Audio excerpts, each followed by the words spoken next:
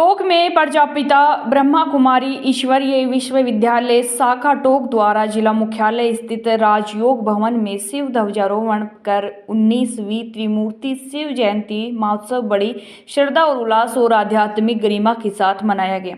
कार्यक्रम में शिव ध्वज फहराकर शुभ संकल्पों के दिव्य वाइब्रेशन प्रवाहित किया गया, जिससे पूरा परिसर शिवमय वातावरण में सरोवर उठा। इस अवसर पर मुख्य अतिथि के रूप में ब्रह्मा कुमारी जयपुर वैशाली नगर सेवा केंद्र की प्रभारी राजयोगिनी बीके चंद्रकला दीदी, शिव महापुराण की कथावाचक सची केशर, मदरलैंड संस्थान के प्रमुख कमलेश सिंगोदिया, स्थानीय सेवा केंद्र प्रभारी ब्रह्मा कुमारी अपर्णा दीदी, खेमचंद आहूजा एवं ओम प्रकाश गुप्ता की गरिमामयी उपस्थिति रही। सभी अतिथियों का पुष्प गुच्छ एवं ईश्वरीय स्मृति चिन्ह भेंट कर आत्मीय स्वागत किया गया। शांति। आज प्रथम बार इस आश्रम पर आने का अवसर और सौभाग्य प्राप्त हुआ। आदरणीय अंबिका दीदी के आदेशानुसार पूर्व भी कई बार यहाँ से आदेश प्राप्त हुआ, लेकिन संयोग ऐसा रहा कि किसी कारणवश कार्यों में व्यस्तता की वजह मान लीजिए या ईश्वर का कोई आदेश नहीं हो रहा था अब तक कि मैं आ नहीं पाया, लेकिन आज ईश्वरीय अनुभूति की प्राप्ति यहाँ आकर हुई। और निश्चित रूप से जब चारों तरफ एक कलयुग पूर्णतः छाया हुआ है संसार में, जहाँ आध्यात्मिकता एक तरह से विलुप्त हो रही है और भौतिकवाद धीरे धीरे क्या संपूर्ण रूप से हम पर हावी हो चुका है, संबंधों की गरिमाएं समाप्त हो रही हैं। जो हमारा देश जो विश्वगुरु आध्यात्मिक विश्वगुरु कहलाता था, जो प्रेम स्नेह और सद्भाव का प्रेरणा स्रोत था, उसमें निरंतर हम कमी देख रहे हैं। तो ऐसे समय पर जो आध्यात्मिक की जो प्रजापति ब्रह्म कुमारी संस्थान ने जगह रखी है और संपूर्ण विश्व में जो एक ऐसे रास्ते को प्रदर्शित करने का कार्य कर रहे हैं जो मोक्ष की ओर ले जाता है, जो जीवन के अंतिम उद्देश्य की ओर है। ईश्वर ने जब हमें इस धरती पर भेजा तो हम सबके निमित्त उसने कार्य निर्धारित करके भेजे हैं और हम कुछ भी नहीं है, हम ईश्वर द्वारा संचालित एक यंत्र मात्र हैं, कठपुतली मात्र हैं। जैसे संपूर्ण शरीर का संचालन मस्तिष्क के द्वारा किया जाता है, ऐसे संपूर्ण सृष्टि का संचालन इस प्रकृति और ईश्वर के द्वारा ओम शिव ओम से ही संपूर्ण जगत की उत्पत्ति मानी जाती है, उनके द्वारा किया जा रहा है। तो मेरा ये मानना है कि चाहे जीवन के इन अंतिम चरणों में आकर कि लगभग जीवन के दायित्व समाप्ति की ओर है और अब ईश्वर ने निश्चित रूप से इसकी कोई ना कोई योजना है मुझे यहाँ बुलाने की, और ऐसा सौभाग्य प्रदान ईश्वर ने मुझे किया है।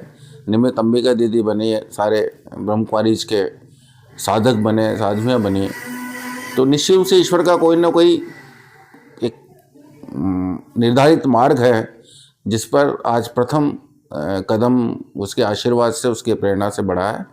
और मैं तो यही कहूँगा कि मुझे आकर यहाँ एक ऐसे आध्यात्म की ऐसे शांति की अनुभूति प्राप्त हुई जिसके लिए शायद मनुष्य दर दर भटकता है। तो मैं तो ऐसे शुभ अवसर पर सबका धन्यवाद अर्पित करते यही कहूँगा कि ईश्वर मुझे जो भी आदेश देगा, संस्था मुझे जो भी आदेश देगी, जो भी ईश्वर की प्रेरणा प्राप्त होगी, संस्था के साधुओं की जो भी प्रेरणा प्राप्त होगी, मैं उसे प्रयास करने का पूर्ण मन से, तन मन धन से प्रयास करूँगा। जय हिंद, जय भारत, ओम शांति। भारत में महाशिवरात्रि का ये पर्व कहें, बहुत ही भक्ति भाव से मनाया जाता है। कहा जाता है साल भर में कोई व्रत किया या न किया, लेकिन महाशिवरात्रि का व्रत किया तो तर जाएंगे। ये भी कहा जाता है शिव भोला भंडारी है, झोली भरने वाला है। और उस भगवान को, शिव को सत्यम शिवम सुंदरम भी कहते हैं। तो बात आती है कौन से व्रत की बात है जिस व्रत को करने से तर जाएंगे? क्या भोजन का व्रत कर लें तो तर जाएंगे? स्वास्थ्य तो उससे ठीक होगा, लेकिन आवश्यकता है मन के व्रत करने की। मन में जो मनोविकार जागृत हो गए हैं, अगर मैं उसका व्रत लूं तो मैं दुख अशांति से दूर हो सकती हूं। तो इस व्रत की जरूरत है। मान लीजिए क्रोध बहुत आता है, अगर हम उसका व्रत कर लें तो जीवन खुशी से भरपूर होगा, शांति से भरपूर होगा। मान लीजिए मेरे अंदर आलस्य है, अगर मैंने उससे व्रत कर लिया अर्थात आलस को त्याग दिया तो खुशहाली आएगी। इन मनोविकारों के व्रत की जरूरत है।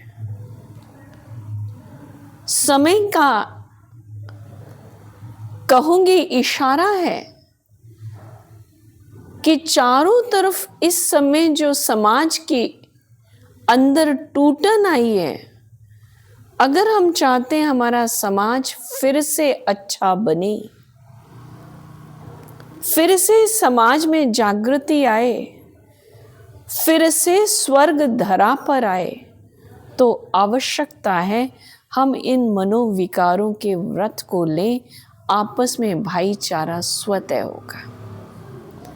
आवश्यकता है आत्मदीप जगाने की। आप देखिए महाशिवरात्रि का जागरण भी बहुत प्रसिद्ध है। लोग जागृता करते हैं सारी सारी रात। तो कौन सी जागरण की बात है? तो मैं ऐसा सोचती हूं, आवश्यकता है आत्मदीप जगाओ। इसमें ज्ञान का हम घृत डालते रहें।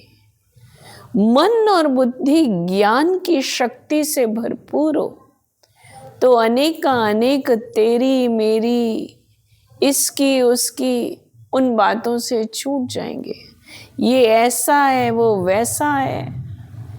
ये जो हमें पर चिंतन और बुराई देखने की आदत पड़ गई है, इससे हमारी स्वतः मुक्ति हो जाएगी। भगवान ने हर मनुष्य में कोई ना कोई विशेषता दी है, तो आइए उन विशेषताओं पे हम नजर डालें, तो मेरा आत्मदीप जगेगा, साथ ही साथ शुभ भाव, कल्याण का भाव भी जागृत होगा। आप सोचिए बुराई देखकर क्या मिलेगा। समाज को हमें अच्छा बनाना है, ना कि बुरा। अच्छा बनाना है तो अच्छाई ढूंढनी पड़ेगी, अच्छाई देखने की जरूरत है। तो इस महाशिवरात्रि पर हम ये अपने अंदर व्रत ले लें कि मुझे हर व्यक्ति की अच्छाई देखनी है और उसे भी कोई ना कोई अच्छाई देनी है, शुभ भावना देनी है। तो हम तो 1 महीने से महाशिवरात्रि के ध्वज लहरा रहे हैं और जहां जहां कार्यक्रम हो रहे हैं उनको यही पक्का करा रहे हैं, पर चिंतन पर दर्शन तेरी मेरी छोड़ो, निंदा स्तुति छोड़ो, सच्चा आत्मदीप जगाओ। हम उस परमात्मा शिव के बच्चे हैं, कल्याणकारी सत्यम शिवम सुंदरम के बच्चे हैं। हमें भी सत्य बनना है, श्रेष्ठ राह पे चलना है, सबको सुंदर अर्थात पवित्र बनाना है। तो आओ हम सभी मिलकर अपने समाज का, अपने देश का, इस दुनिया का कल्याण करें और इस दुनिया में पुनः स्वर्ग लाने का जिम्मा ले लें।